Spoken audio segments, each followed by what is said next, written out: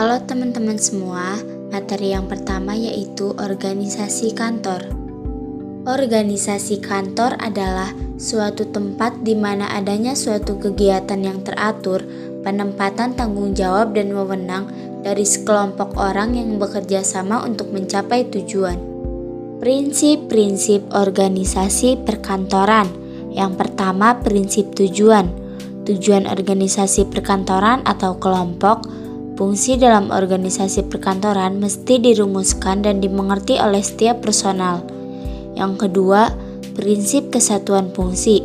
Setiap organisasi perkantoran terdiri atas sejumlah fungsi yang mesti bekerja sama untuk mencapai tujuan utama organisasi perkantoran itu sendiri. Yang ketiga, prinsip hubungan individual. Organisasi perkantoran yang efektif terbentuk oleh pribadi-pribadi yang mesti melaksanakan pekerjaannya. Yang keempat, prinsip kesederhanaan. Organisasi perkantoran yang efektif bekerja berdasarkan kesederhanaan dan interrelasi yang jelas. Kesederhanaan memudahkan para pelaksana untuk memahami, sedangkan interrelasi yang jelas mengurangi keraguan.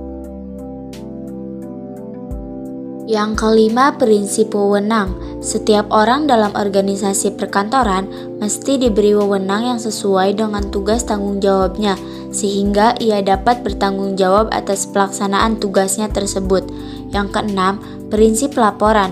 Agar tiap personal mengetahui kepada siapa ia melapor, maka tiap personal harus menerima perintah dari atasan dan bertanggung jawab hanya kepada satu orang atasan. Yang ketujuh, prinsip kepengawasan dan kepemimpinan, bertujuan supaya tujuan organisasi perkantoran dapat tercapai. Pengawasan yang efektif akan mencegah perubahan arah dalam mencapai tujuan. Yang terakhir, prinsip jangkauan pengawasan. Agar pengawasan dan kepemimpinan dalam organisasi perkantoran efektif, jangkauan pengawasan di bawah pengawasan langsung dari seorang manajer kantor atau seorang pengawas seharusnya dibatasi. Selanjutnya ada model organisasi kantor. Yang pertama, sentralisasi merupakan kegiatan yang menitik beratkan pada pengawasan dari pusat dan dinyatakan dalam instruksi secara terperinci mengenai pekerjaan-pekerjaan yang terpusat. Yang kedua, desentralisasi merupakan pekerjaan-pekerjaan yang dilakukan oleh unit atau bagian-bagian. Yang ketiga, asas campuran merupakan gabungan dari asas sentralisasi dengan desentralisasi. Yang terakhir, struktur organisasi. Lini merupakan bentuk organisasi yang paling sederhana. Ciri utama dalam organisasi lini adalah terdapat jabatan yang tercantum dalam organisasi yang terletak secara vertikal.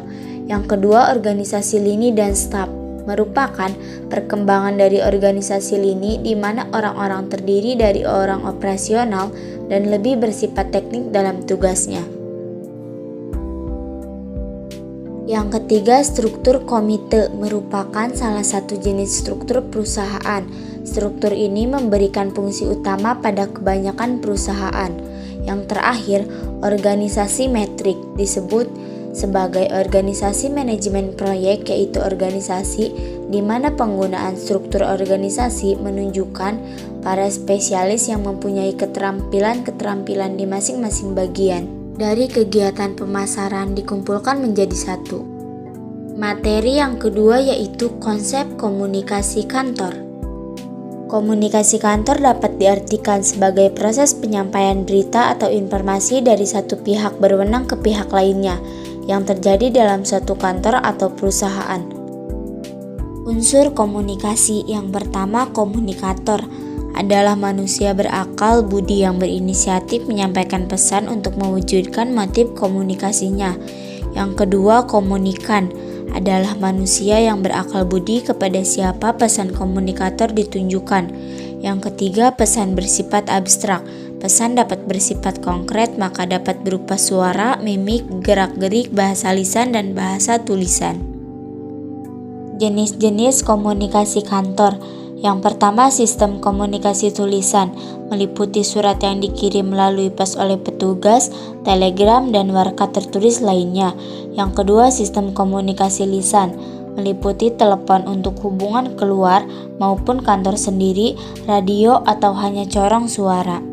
Yang ketiga, sistem mekanis, meliputi pipa udara, telepasi, dan lainnya. Yang terakhir, sistem panggilan petugas, dipakai untuk mencari, menemukan, dan memanggil seseorang. Yang terakhir, bentuk komunikasi kantor.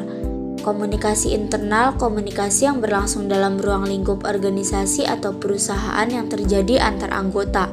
Sedangkan komunikasi eksternal, komunikasi yang berlangsung antara organisasi atau perusahaan dengan pihak masyarakat yang berada di luar kantor. Itulah sekilas materi tentang organisasi kantor dan konsep komunikasi kantor.